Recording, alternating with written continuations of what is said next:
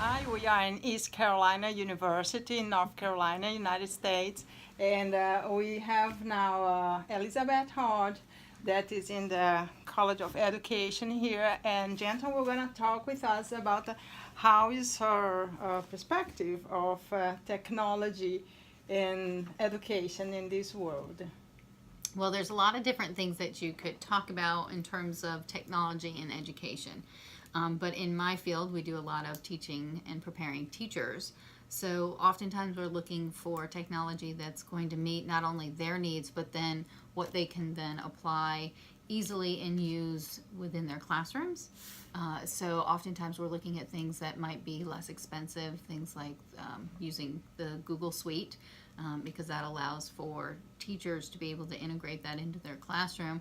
And it's a great way for students to participate and work on documents live, not only with teacher to student, but student to student, so you have peer interaction.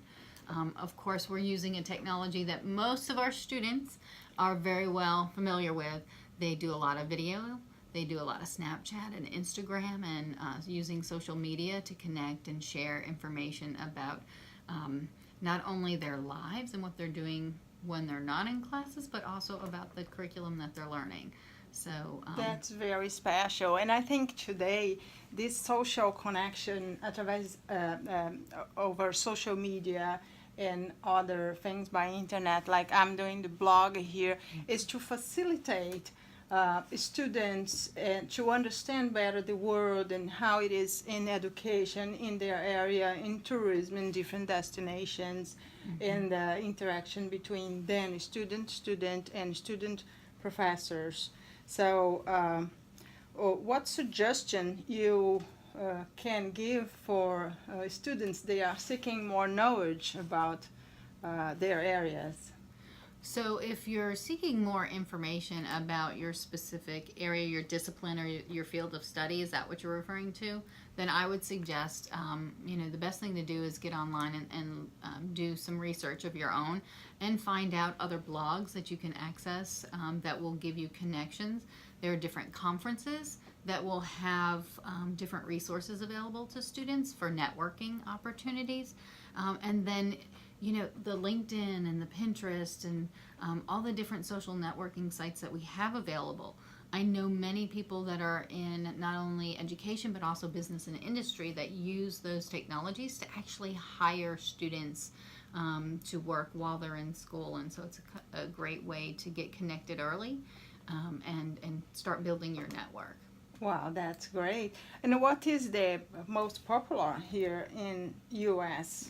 Gosh, that's a toughie because Of course. it depends on your field, really. So I would say for the most part, many people use LinkedIn for professional type networking. But we also have things like for the academic community, we have a thing called ResearchGate, which allows us to post our research papers and connect with other publication authors and read their papers and then collaborate on other opportunities. But when it comes to students, I would say in the United States, our kids are using Snapchat and Instagram, and they're connecting socially in those ways. But that also then lends itself to other academic type interactions. So it just really depends on your field. Yes, yes, very good. And the last question I will make is about e-learning. When you are able to get information and courses and lectures by internet, how it work here in the university? So in the university, years ago, actually our program was one of the first to get started here on our campus back in 96 or 97. We began our online learning program. We started out with a couple of courses, and then we got it so that all of our courses were available online so students could take the entire program.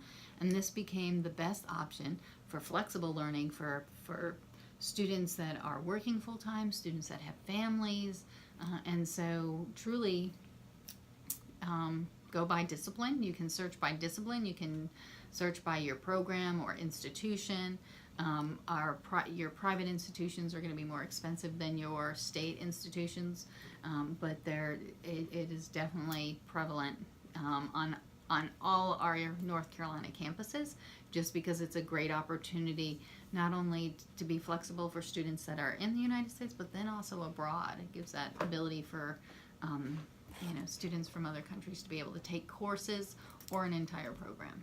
That's great. And I want to tell you, we are open in the schools in Brazil and the professors and the students to exchange information. And wherever you need, just tell us. We will be happy to help. Thank you for your interview. Thank you. I appreciate it. All right. All Bye-bye. right. Thank you. Bye-bye.